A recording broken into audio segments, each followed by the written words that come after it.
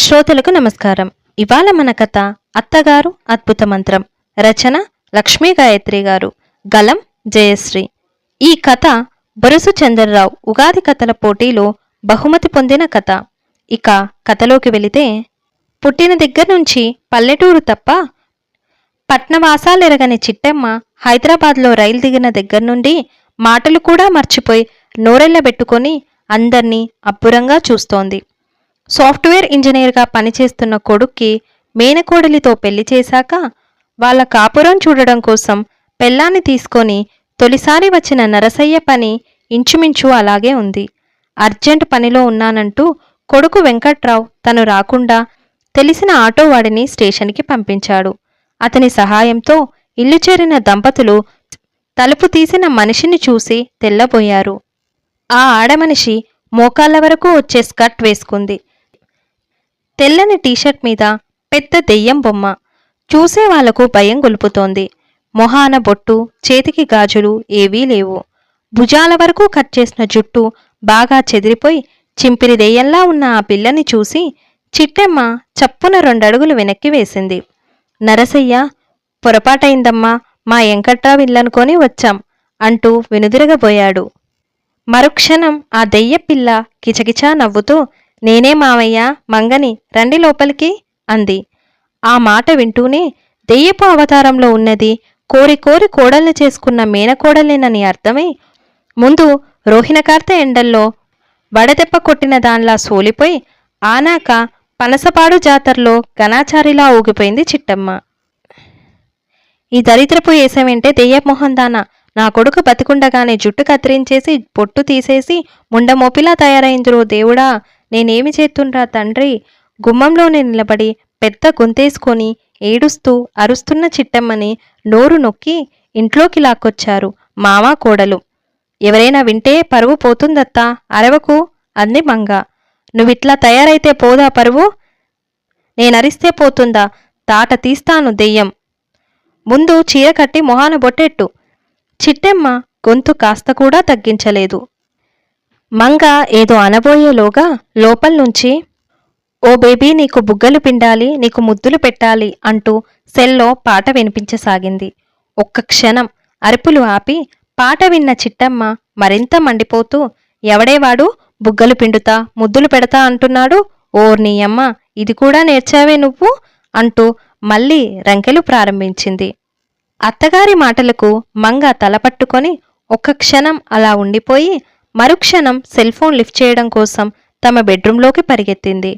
చిట్టెమ్మ కూడా కోడలు వెనకాలే పరిగెత్తబోతోంటే నరసయ్య ఆపి, ఇప్పటికి చాలే, ఆకలి దంచేస్తోంది, ముందు తిండి తిప్పల సంగతి చూడు అన్నాడు.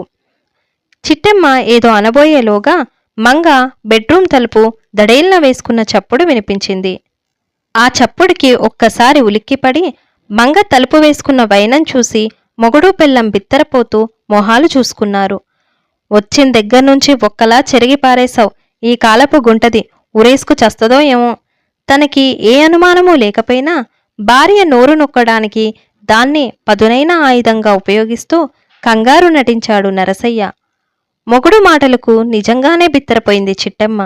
కడుపులో ఆకలికి తోడు మనసులో కంగారు శరీరాన్ని కుదిపేస్తోంటే నోరు నొక్కుకొని సోఫాలో చతికిలపడింది. 10 నిమిషాల్లో తలుపు తీసుకొని బయటికి వచ్చింది మంగ. ఈసారి పెద్ద పెద్ద పువ్వుల స్కర్ట్, స్లీవ్లెస్ టాప్లో ముస్తాబై ఉందామె. మొహాన బొట్టుగా మెరవాల్సిన ఎర్ర రంగు పెదవుల మీద లిప్స్టిక్గా రక్తవర్ణంలో మెరుస్తోంది. మొహాన కనీ కనిపించని బొట్టు ఉందో లేదో కూడా చిట్టమ్మకు నరసయ్యకు తెలియలేదు. వాళ్ళీసారి ఆ పిల్లని సరిగ్గా చూసే ధైర్యం కూడా చేయలేదు. మంగ తిన్నగా చిట్టెమ్మ దగ్గరికొచ్చింది. అత్తా, నాకు పనుంది, వెళ్తున్నా. మీరొచ్చినట్టు వెంకీకి ఫోన్ చేసి చెప్పాను. స్విగ్గీలో చికెన్ బిర్యానీ ఆర్డర్ పెడతానన్నాడు. మరో 10 నిమిషాల్లో వస్తుందది. హాయిగా తినేసి పడుకోండి అంటూ చెబుతూ ఉండగానే కాలింగ్ బెల్ మోగింది. అదుగో బిర్యానీ వచ్చేసినట్టుంది. మంగే వెళ్ళి తలుపు తీసింది. వచ్చింది స్విగ్గీ బాయ్ కాదు, మంగయ్యుడుదే మరో అమ్మాయి. మంగని చూస్తూనే, హాయ్ ఏమంతా, రెడీ అయిపోయావా అంటూ లోపలికొచ్చింది. హాయ్ రూనీ, రారా, నీకోసమే వెయిటింగ్. అమంతాగా పిలవబడ్డ అలివేలు మంగతాయారు రూనీగా మారిన రుక్మిణిని ఆనందంగా ఆహ్వానించింది.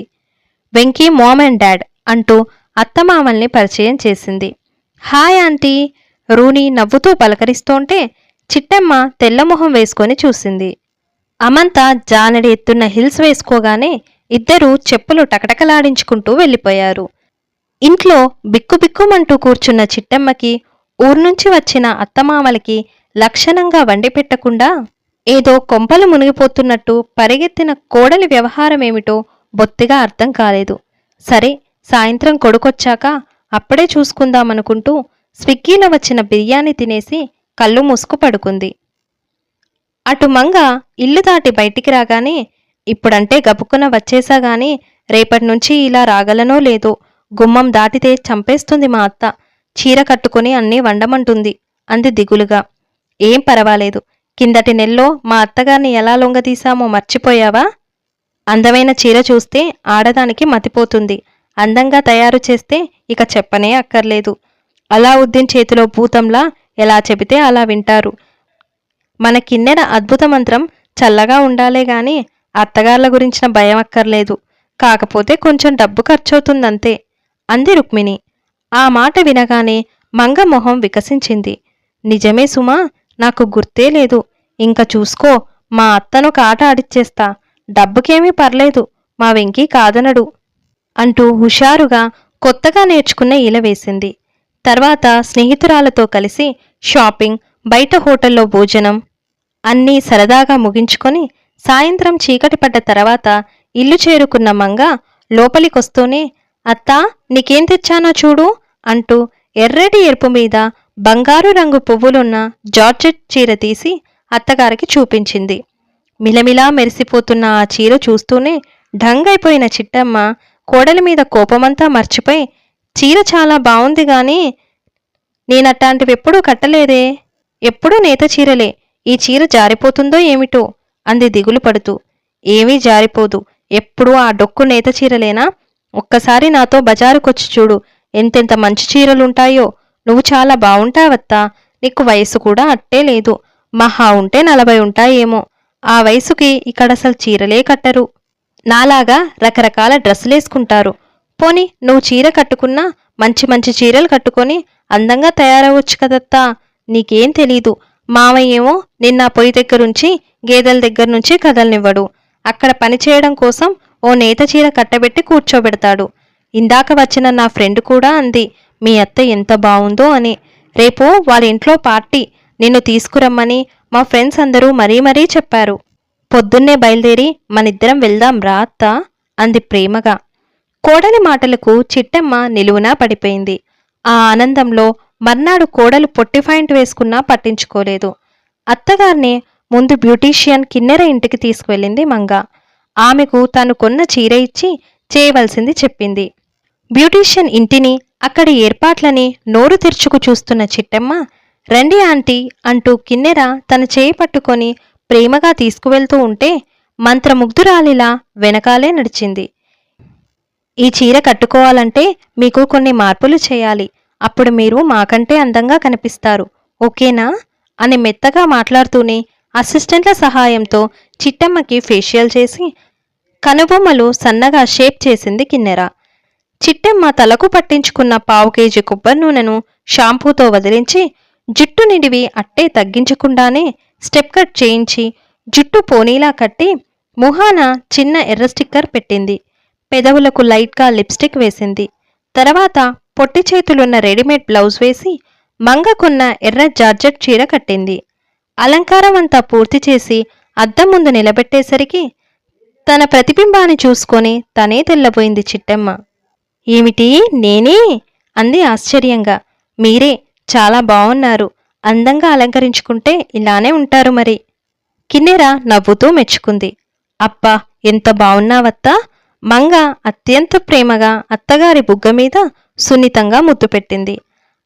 అక్కడున్న వాళ్ళంతా కూడా చప్పట్లు కొడుతూ చిట్టమ్మ అందాన్ని మెచ్చుకుంటూ ఉంటే కొత్త పెళ్లి కూతుర్లా సిగ్గుపడింది చిట్టమ్మ.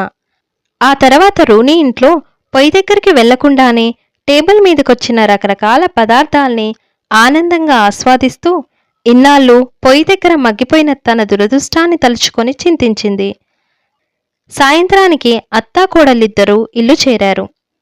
పెళ్ళాన్ని చూసి తెల్లబోయిన నరసయ్య ఆశ్చర్యంగా ఏంటే చిట్టి ఇది అన్నాడు. చిట్టెమ్మ వెంటనే గుడ్లురుముతూ చిట్టి కాదు లక్ష్మి అని పిలు.